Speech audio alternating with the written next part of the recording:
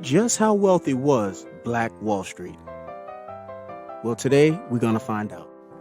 The stories of Greenwood's prosperity became legend in the black community, and in fact, in the whole world.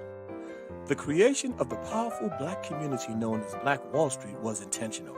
In 1906, O.W. Gurley, a wealthy African American from Arkansas, moved to Tulsa and purchased over 40 acres of land that he made sure was only sold to other African Americans. The young entrepreneur had just resigned from a presidential appointment under President Grover Cleveland in order to strike out on his own.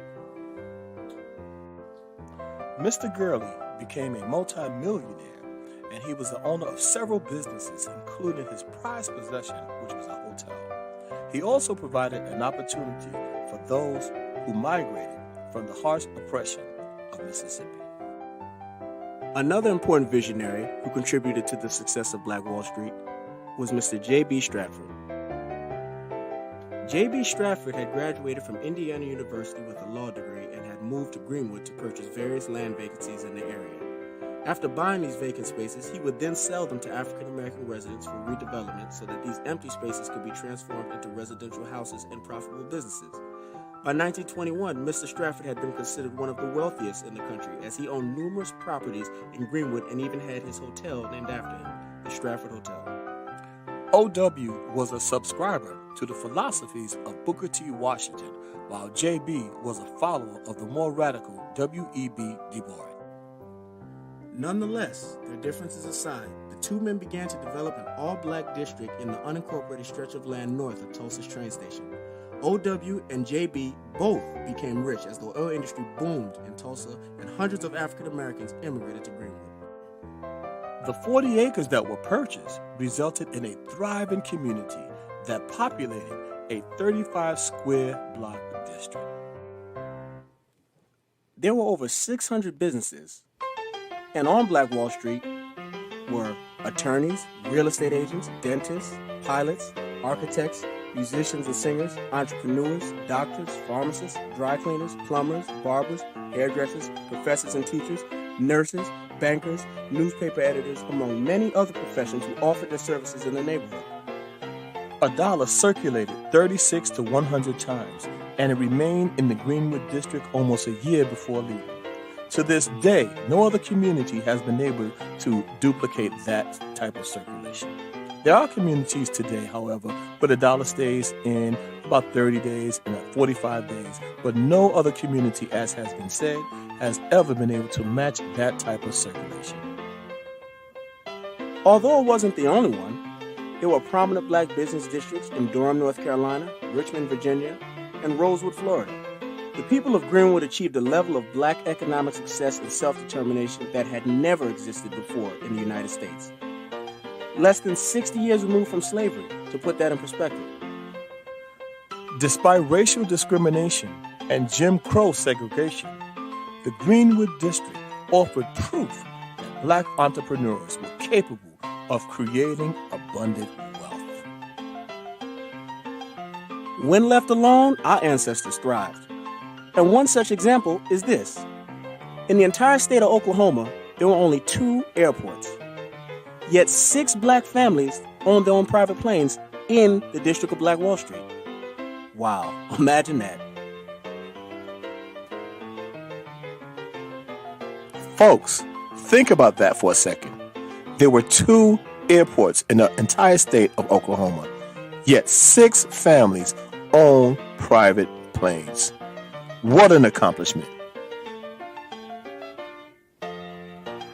Many of the homes had indoor plumbing before those in the white areas did. Booker T. Washington actually coined it Negro Wall Street. It was also known at that time as Little Africa.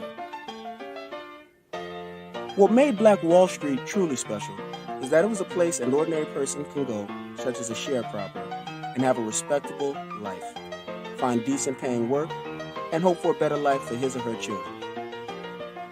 With oil men relocating to Tulsa, the resulting high demand for domestics enabled blacks to attain unheard of wages.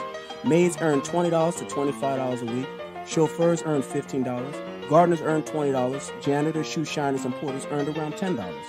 Domestics made up almost 2/3 of Greenwood's population, the remainder being professionals and business owners, whom the maids and chauffeurs hoped their children could imitate one day.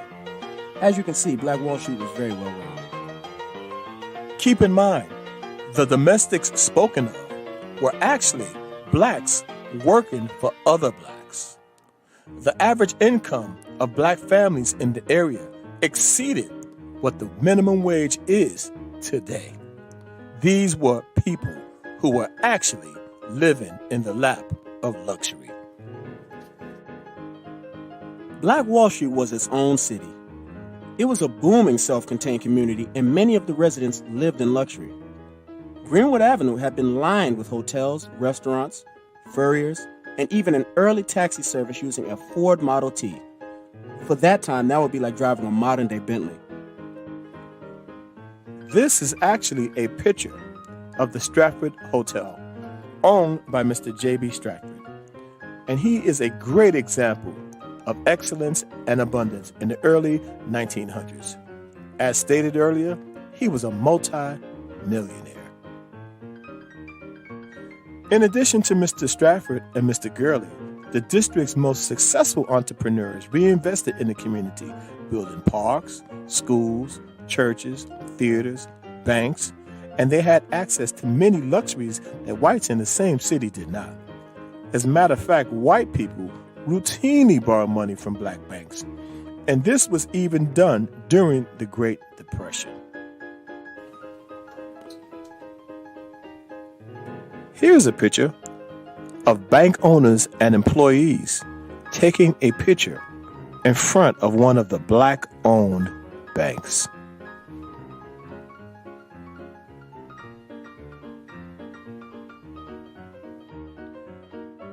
Here's the picture of one of the theaters that lined the Greenwood district.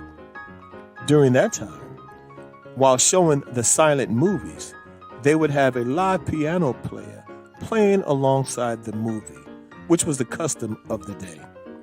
So you see, Black Wall Street had all of the modern day conveniences and luxuries. They were a community that really wanted for nothing. The schools were superior to those of the white areas. When the average student went to school on Black Wall Street, he wore a suit and tie because of the morals and respect they were taught at a young age. Black Wall Street contained a business college. As a matter of fact, the children of Greenwood's professionals attended Columbia Law School, Oberlin College, Hampton University, the Tuskegee Institute, Spelman College, and Atlanta University. Black Wall Street was a dream in progress and a symbol of black success. Just how wealthy was Black Wall Street? The truth is, we'll really never know. But based on the facts, we can confidently say that today's worth will be well into the billions. And just think, that was a self-contained community that was just developing. There is no telling where it would be today. Although Greenswood, Tulsa, Oklahoma may be a distant memory, fortunately for us, we can still keep the Black Wall Street spirit alive today.